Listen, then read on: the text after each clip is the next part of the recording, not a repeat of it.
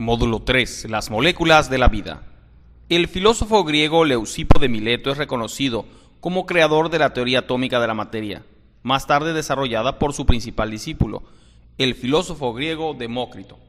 Según esta teoría, toda materia está formada por partículas idénticas e indivisibles, llamadas átomos. Los científicos, a medida que han conocido más acerca de los átomos, han ido creando sus modelos. El hidrógeno es el elemento más simple. Los elementos son las sustancias que químicamente no se pueden dividir en otras más simples.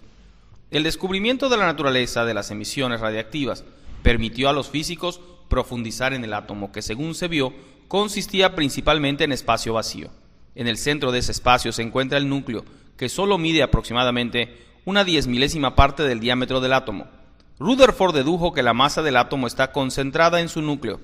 También postuló que los electrones, de los que ya se sabía que formaban parte del átomo, se movían en órbitas alrededor del núcleo.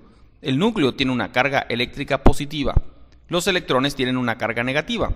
La suma de las cargas de los electrones es igual, en magnitud, a la carga del núcleo, por lo que el estado eléctrico normal del átomo es neutro.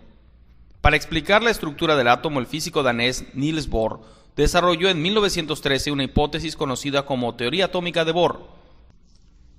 Bohr supuso que los electrones están dispuestos en capas definidas o niveles cuánticos a una distancia considerable del núcleo.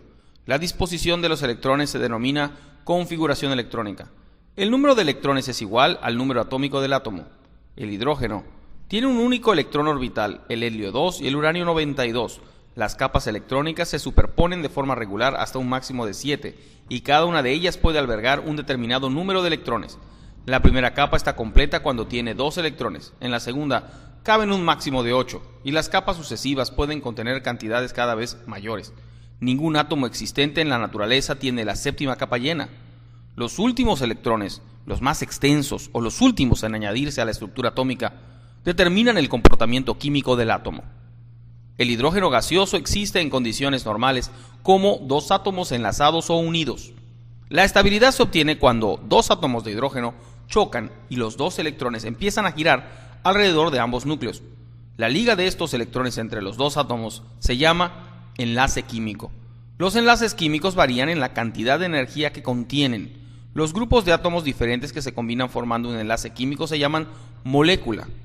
La molécula más abundante es el agua, que constituye el 75% de la materia viva. Cohesión es el término utilizado que indica que una sustancia se mantiene unida. Existen 3 monosacáridos muy conocidos: la glucosa, la galactosa y la fructosa. Berzelius sugirió que la materia orgánica se origina de un organismo vivo y la inorgánica no. Ahora no se considera la materia orgánica como producto exclusivo de los organismos, sino que se define de forma más precisa como cualquier sustancia que contiene varios átomos de carbono unidos entre sí o unidos al hidrógeno. Con excepción del agua y de ciertos minerales, la mayor parte de las moléculas de los organismos vivos son orgánicas. El término carbohidrato se aplicó como nombre descriptivo ya que significa carbón hidratado. Los carbohidratos están formados por moléculas llamadas azúcares simples o monosacáridos. Los 3 azúcares más simples, más importantes, son glucosa, galactosa y fructosa. Cuando se unen 2 moléculas de monosacáridos, se produce una molécula de azúcar doble o disacárido. Las moléculas grandes de carbohidratos se llaman polisacáridos, que significa muchos azúcares. La celulosa es el polisacárido más abundante.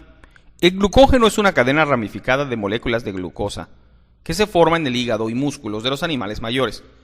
Las proteínas son como cadenas de moléculas más pequeñas, llamadas aminoácidos. Cada aminoácido representa un eslabón de la cadena. La estructura primaria de una molécula de proteína es la secuencia específica que siguen los aminoácidos al unirse unos a otros para formar la cadena. El enlace químico que resulta entre 2 aminoácidos se llama enlace peptídico.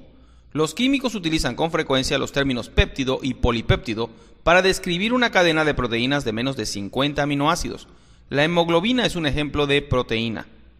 El agua, los carbohidratos y las proteínas son las moléculas más abundantes en los organismos vivos. Sin embargo, hay otras, como los lípidos, que incluyen las grasas y aceites y que son responsables de la forma estructural de los seres vivos.